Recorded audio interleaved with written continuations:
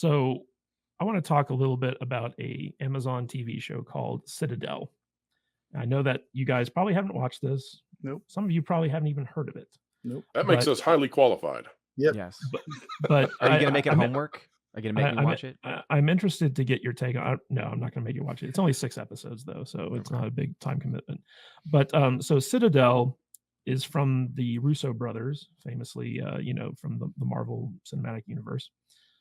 They were responsible for the Infinity War saga and in game. And Is this an older series, newer series? Brand new, brand new. Okay. So this is an Amazon original series, and it was something that that they struck a deal with the Russo brothers over, and it was going to be like Amazon's big breakout franchise. This and Rings of Power were going to be like the two things that Amazon original series kind of hung its hat on. Thank goodness this And is a low budget project. yeah, we're going to get to that. So Citadel, which stars Rob Stark from from Game of Thrones, aka Richard Madden. Wasn't he in the Uh, Eternals too? He was in the Eternals. Yeah. So as he's well. famous from Eternals. That's what you should talk about instead. Well, exactly. Everyone And saw Can anyone Eternals. I mean, truly come be on. famous from the Eternals? And also a Jonas Brothers wife is also starring in this. Oh, wow. So it's basically like a globe hopping James Bond esque adventure thing about two super spies who are sometimes in love and sometimes don't trust each other and all this That other might be stuff. offensive to James Bond. Maybe Carmen Sandiego is more on the level. That's offensive to Carmen Sandiego. Where Uh, in the world? But is- but but the story behind this show is actually very fascinating. So basically, the Russo brothers made this huge deal with Amazon, where they were going to make this tentpole original series, right? Something that Amazon could go out and basically franchise. And while they were making it, the Russo brothers got distracted with their Netflix deal. They were doing The Gray Man, and so they hired a showrunner by the name of Josh Applebaum to come on board. And I love the name and for handle nothing this. else. It's Yeah, it's a strong name. strong. So- name. You don't work at Apple with a name like that. So as Applebaum was helming this big budget franchise picture, the Russos were just kind of like off doing their own thing. And then they started watching the completed episodes. And apparently they were so bad that the Russos stopped everything they were doing and went to Amazon and apologized and said, "Hey, we need money to redo this because we can't release the show as is." And so Applebaum got fired after numerous creative struggles with the Russos. And Amazon basically spent double the amount of money to reshoot this entire show. And originally the series was supposed to be 8 episodes. So Applebaum was working on 8 episodes. And because of the reshoots, they had to cut it down to 6 episodes. And the Sounds like a budget, solo situation. it's even worse than Yeah. the solo situation. So the budget, right? This one reports 200 million, but at the end of the day, for the 6-episode spy show, Amazon spent upwards of 300 to 350 million on a streaming show. Right. Oh. So Citadel became the second most expensive TV show behind Rings of Power that Amazon has made. And Two it was great all names to mention together at this point. and it wasn't because of the original, production. It was because they had to go back and redo the whole thing because the original version was so bad. And now they've approved it for a season 2, and the Russos are coming in to basically show run and direct the whole second season. Now I've been watching the show, me and Jude have. And it's How not long are the bad. episodes? What are we talking They're about? hour long. Okay, I was trying to figure out per minute how much they spent. So And I was trying to Yeah, go, how much per episode was Brings of Power? I don't know, but basically the episodes are your typical 45 to 60-minute episodes. 50 to 58 million per episode. But So like $1 million I've a been- minute. Yeah, I've been watching this show, and it's not bad, but it's also not good. It's just kind of meh. It's not you $50 really million don't care. worth per episode, you think? No, it's not. But since we got such big brains on the panel when it comes to industry stuff, can I do a want to- Leroy Jenkins real quick? yeah, go ahead. You ready for Leroy Jenkins? I've got $972,222 with 22 cents, of course, repeating for each minute of the show. Leroy Jenkins. Leroy. Yeah. So D Dubs, My tell us question is, tell us the do you have breakdown here. chicken? Yeah. Let me get your breakdown on this. Like, how can Amazon make these deals and spend this ridiculous amount of money on original series that have proven that they don't really bring in any cash, right? Well, they've got Bezos bucks, that helps. But they can't do it from a financially wise position for sure. But I mean, I don't have an answer for you there because this doesn't make financial sense. This is pouring money into an endeavor that will not provide a profit. So perhaps they believe that this is just growing pains and they can get this turned around, but they truly are the newbies on the block, and it is showing. I mean, this is burning cash at a remarkable level. I mean, and also the Russo brothers, you got to think it makes a lot of sense to believe in them. At the same time, if you're a company giving this kind of money, you would think also that you would have some sort of oversight, that you would be able to detect this prior to reaching that point where you say, oh, by the way, we have to do the entire thing over again. Like, you would want to know that 33% of the way in, perhaps, when you say, hey, send us over what you got so far. Let's take a look. And clearly there's no supervisory role taking place.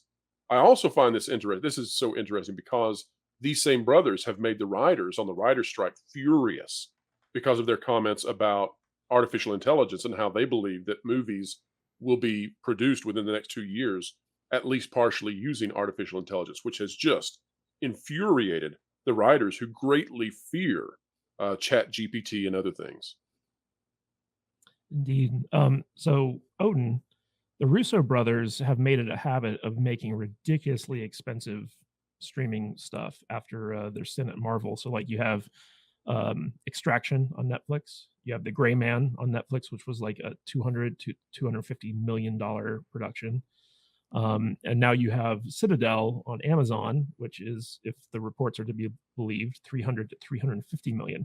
The same amount of money that it took to make Indiana Jones 5 went into this series.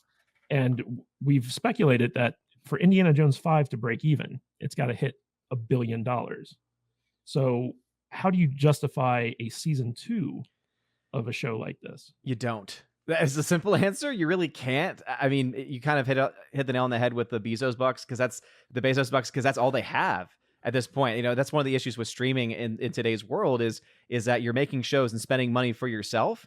And so you're expecting to make some of that money back with subscribers, keeping them or getting new ones. But here's the big issue. I did some quick math on this. So Rings of Power reportedly costs about $60 million per episode.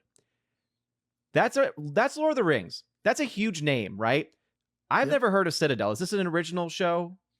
Yes, it's an original series for Amazon. Okay.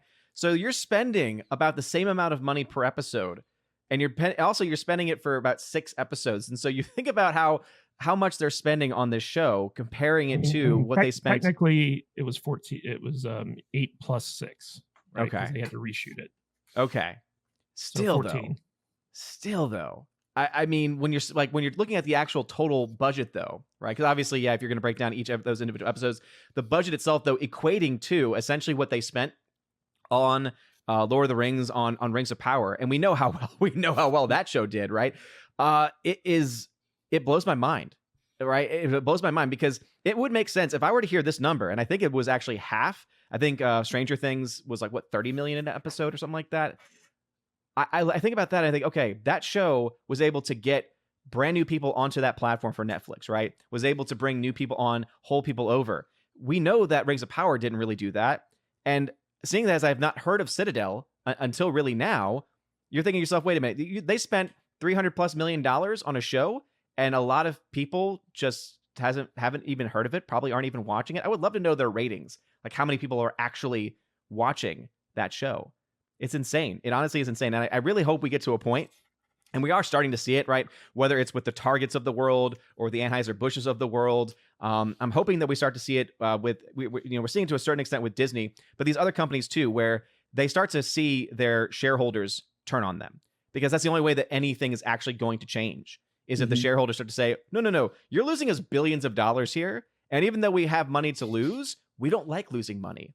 And I'm hoping and praying that that happens soon, because especially with the writer strike happening, this would be the perfect time in society for there to be enough movement in different areas to cause a collapse for these companies. Because when they get out of the strike, maybe that could actually influence some of the terms, and you might actually find yourself coming out of it stronger with better writers. Do I think that's going to happen? No, but man, I hope it does, because I can't take this nonsense anymore.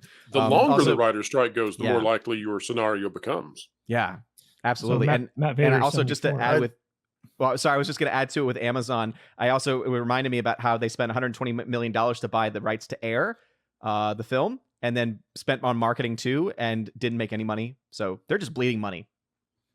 So Matt Vader 74, this guy Josh Applebaum, who was so bad the Russos had to fire him and reshoot his entire show. So he was an executive producer on the Michael Bay Teenage Mutant Ninja Turtles movies. He was an executive producer on the Tom Clancy film Without Remorse, starring Michael B. Jordan. But his latest opus was as executive producer on the Cowboy Bebop Netflix live-action series. How can And this is any better? fascinating. And this is the guy that the Russos were like, I like the cut of your jib. We're going to I've literally watched none of franchise." this. I've watched none of this guy's stuff. Or I've watched just enough to say, nah, fuck that. I'm not gonna watch that. So yeah, I'm not the guy to talk about this guy. It's ridiculous. But Don't ask me stupid questions, Matthew. We Don't. are talking about the Russos, where we have like Extraction. Extraction was good. Extraction was pretty cool. Extraction 2 looks pretty amazing. dope. Yeah. The Gray Man wasn't good. No. But generally we tend to be pretty positive about the Russos. Why do you think this project went so far afield? I don't know. I'm not a bookkeeper. Why you ask me this stuff? It's like, why do you think? Because you're a smart man, and we want your insights. No, I'm not. I'm not any of those things. I barely have time to watch the shows. Wait, you're not a man? No, I said you're a Do you have smart any man. You coffee said I'm not remaining? any of those things, and I'm like, wait a minute. Well, I'm a man. I'm a man. You I'm a missed man. it. Vader, you got any coffee left At over? the beginning of the live stream, Odin Vader switched genders briefly. Yeah, well, because Brian's not because here. you're taking the. Oh yeah, you got to be our Brian's gender not here, representation. so Okay, I gotta be our shield. But okay. I don't even know how to do that right. I'm kind of slow. I acknowledge you. Somebody called me uninformed in the chat up above, and this is a very true statement. It's a very true statement. Vader, what you need to do is take a giant sip of whatever remaining coffee you have. That's all gone. Caffeinate. Oh no, we're It's all doomed. gone. Never mind. It's done for. I thought it might give you the courage to step No, forward. but- this is the kind of topics that Kadish lives for, because he can intelligently talk about them with his big scientist brain to you guys who live this stuff, and then he asks me questions, and I just like a full on artard, and it just I can't do it. I just I'm Big I head sit muscle, here, so smart, and man. I sit So- here and I the what? I sit here and I just read the chat, and I was like, oh, this is fascinating. It's like, okay, good. Yeah, so that's Glad you guys enjoy it. this is Vader's slow man moment for the show. So thank you, Kadish. I appreciate that. Love you, It's man. that Every time moment of of the yours show. is a slow moment. So. So let's talk about metaphysics and essentialism real quick, guys. Yeah, Don't throw mind. some Real quantum quick. physics in there, and Exactly. the Russo brothers make eye candy movies, right? So whatever. Then those cost a lot of money. Matt, would you describe yourself So- as a proportionalist or a consequentialist? Yes. More of an existentialist. Okay. Okay. All right. So, real quick before we move on, I want to highlight the super chat from JRG Projects for $20. Thank you, JRG Projects. Really appreciate it. Wow. Whose bright idea was to make a cartoon like Lower Decks live action? Paramount hit pay dirt with Picard season 3, and now this is what they come up with. Glad I have all the classic series from the 90s to aughts on physical media. I can tell you exactly whose bright idea it was. Uh-huh. You ready for it? Uh-huh. Oscar winner Akiva Goldsman. Yeah. That's the Strange guy. New Worlds is his baby. It has been his baby. He's also responsible for Picard season 1 and 2. I the believe most Strange part. New Worlds is also supposed to be canon in the Star Trek Yep. universe, if I am It not is supposed to be mistaken. canon. So, What can Why someone not? give me the quick wrap up of that one? Because I don't quite understand. What do they do with it? they're Oh, bringing so- Boimler and the other main character from the show, Yeah. are So having so an appearance in Strange New Worlds. There you yeah, go. so you missed it, Odin. So these two characters are normally in the animated version of Star Trek called Lower Decks, Oh, and okay. they are making an appearance in season 2 of Strange New Worlds as Okay. their characters from the show. These are the voice actors who do them on the cartoon, It's and I do find everyone that is kind of interesting like, as a yeah, concept. Yeah, but me too.